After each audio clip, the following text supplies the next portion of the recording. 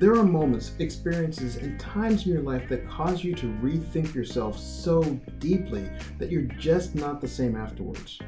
Your marriage can go through a transformation like that too, and you gotta be willing to change to keep up with the new directions that God has on your life. Sometimes the call is to boldly go down a new path with determination, and sometimes the call is to, well, what's that verse again, honey? Psalm 46, verse 10. Be still and know that I am God. See, we've been away from podcasting for a minute because of an intense effort to rebrand ourselves as My Relationship Experts, like a community service, giving lots of free help to the San Antonio marriage community and the premarital counseling as well. The pandemic shut down a lot of that and gave us the opportunity to regroup and offer even more. Even this podcast has turned into a YouTube channel. So tell me, honey, what was the biggest shift for you as we went through this change? So the biggest shift for me, I would say, is we need to do assessments. So as we're doing the premarital with the people, we need to make sure that they are really and truly compatible with each other. So tell me a little bit about these assessments. What's so magical about them?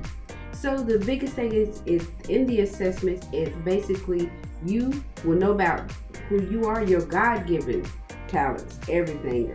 So when you take areas such as how you socialize, what kind of intimacy you're looking for, Exactly. not just physical intimacy, but also inclusion, socialization, what kind of control that you want to have and influence that you have over others, and the kind of influence you need to have others to have over you. Exactly. There's just so much to it that as you break down each individual part, you start to realize there's more to me than I even realized about myself. Exactly. So when it comes to, say, divorcees, Yes.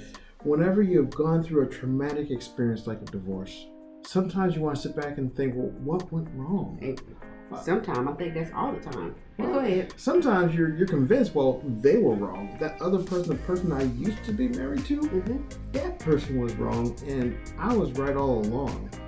And then sometimes you take a look at your temperament assessment and you realize, oh, I understand myself better now. I understand why my buttons were being pressed.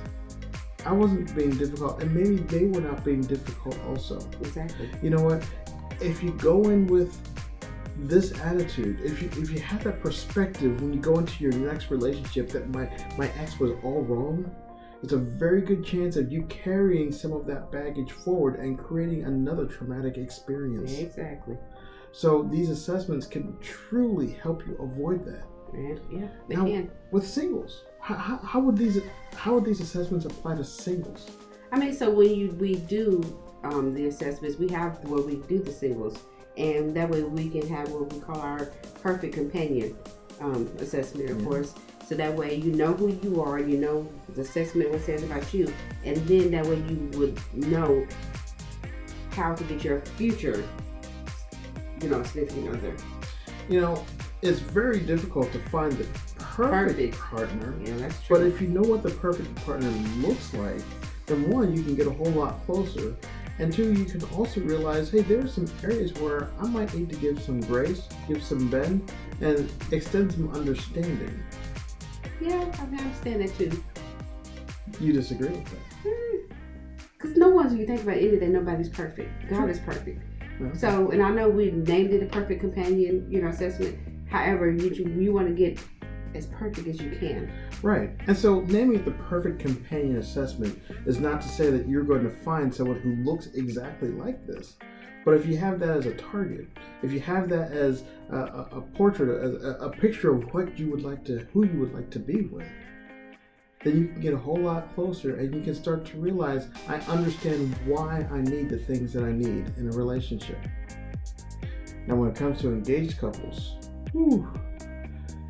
I'll tell you what, when we were engaged and we took these compatibility assessments at a temperament level, we gained such a great understanding about each other that we realized there are some things that she needed that I really was not wired to provide. Exactly. And there are some things that I needed that she was not wired to provide. Yes. Now, that did not mean that we could not love each other, but once we had that understanding of each other, we were able to love each other more and extend grace in those areas where we needed to.